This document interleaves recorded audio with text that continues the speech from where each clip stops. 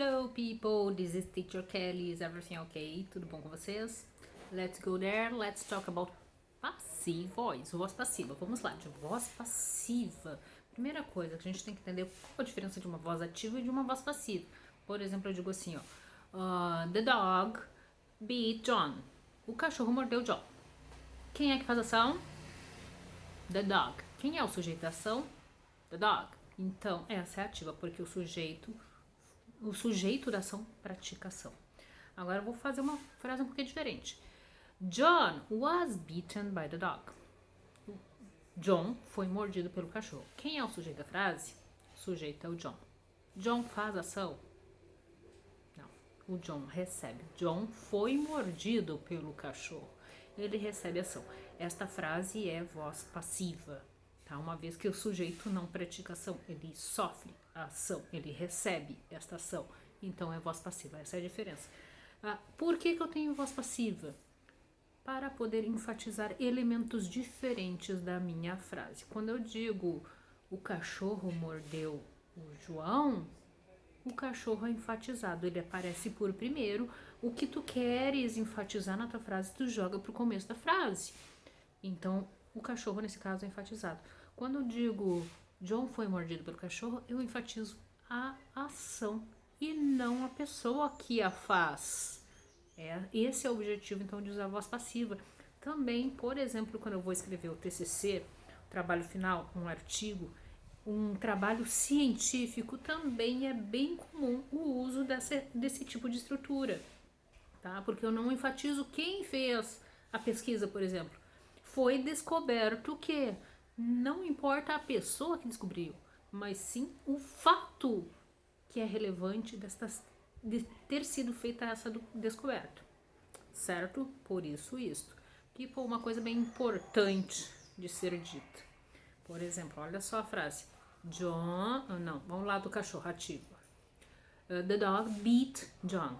O cachorro mordeu o John.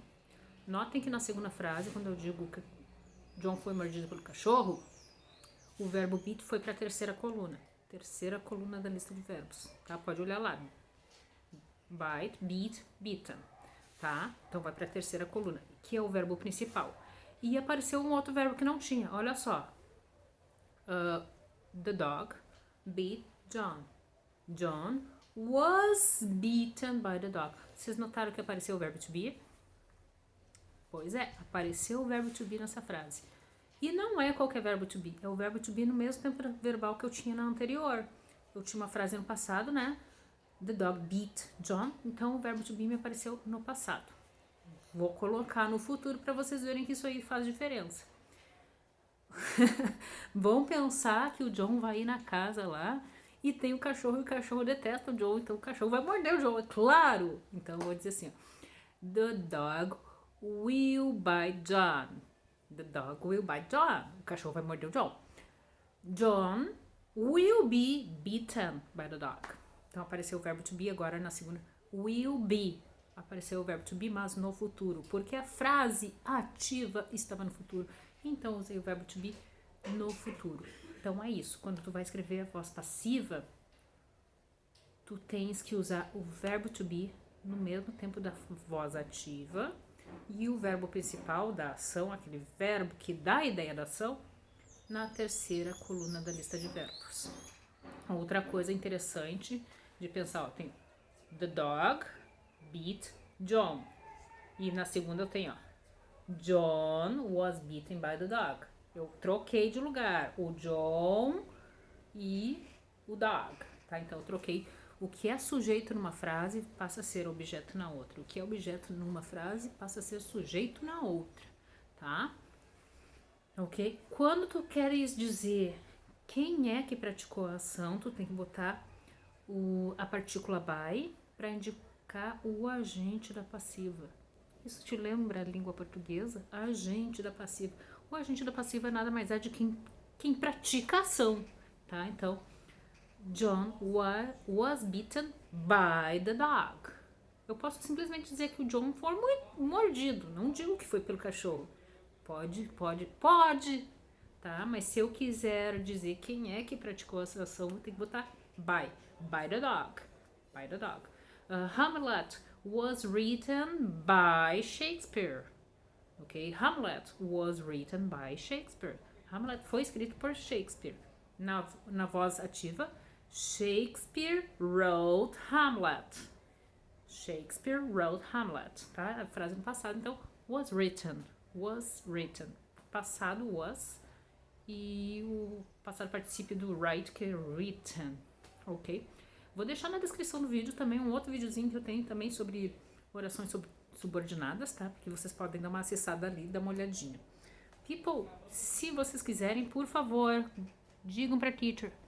Precisa de uma voz ativa, voz passiva? Não! Precisa de uma aula online para eu ficar mais esperto nesse assunto aí. Se precisa, por favor, me avise. Deixe-me saber. Let me know that you need an online class. Then we could schedule one. Tá? Nós podemos agendar uma aulinha sem problemas, se for a necessidade de vocês para falar desse assunto aí, voz passiva, voz ativa. Tá? Se vocês estiverem interessados ainda nas Olimpíadas de matemática não quero nem saber. Quero saber das Olimpíadas de inglês. Se tu quiseres fazer, também let me know, também me deixa saber a respeito disso. Tá? Semana passada nós fizemos alguns exercíciozinhos para ficar sabendo como é que funciona a plataforma e tal, só para vocês experimentarem. Tem algum exercício lá de voz passiva, eu devo mais adiante trabalhar com alguma coisa de lá também, porque isso aí é livre pra gente, né? É livre para que a gente possa utilizar, então vamos utilizar esse material que tem online aí, gratuito pra gente, tá? So, that's it for today. Já ia esquecendo. Teacher, e o exercício? Cadê o exercício? Só falou, deu recados e agora vai embora, vai me deixar? Polígrafo 21. A explicação da voz passiva começa na página 8. People, se vocês puderem acessar lá pela Sou Iônica, vai ser bem legal, porque tem um videozinho, tá? Nesse capítulo tem um videozinho. Se vocês acessam pelo Sou Iônica, vocês conseguem ver o videozinho, tá? Página 8, página 9 tem explicação também, tá? É legal olhar as explicações. Página 9. Página 10 também tem explicações. Daí nós vamos trabalhar a página 11, certo? Além daqueles exercícios, devo mandar alguns outros para vocês, mas por hoje é somente da página 11, tá? É o que eu disse, se tiverem dificuldades, me apontem para que a gente possa marcar aula. Se quiserem participar das Olimpíadas de Língua Inglesa, me avisem também. E vai ficar mais um videozinho extra na descrição desse vídeo aqui. E podendo acessar lá o portal da Sou Iônica para ver o videozinho também de explicação da FTD, tá? Agora sim, bye bye. Tchau, tchau.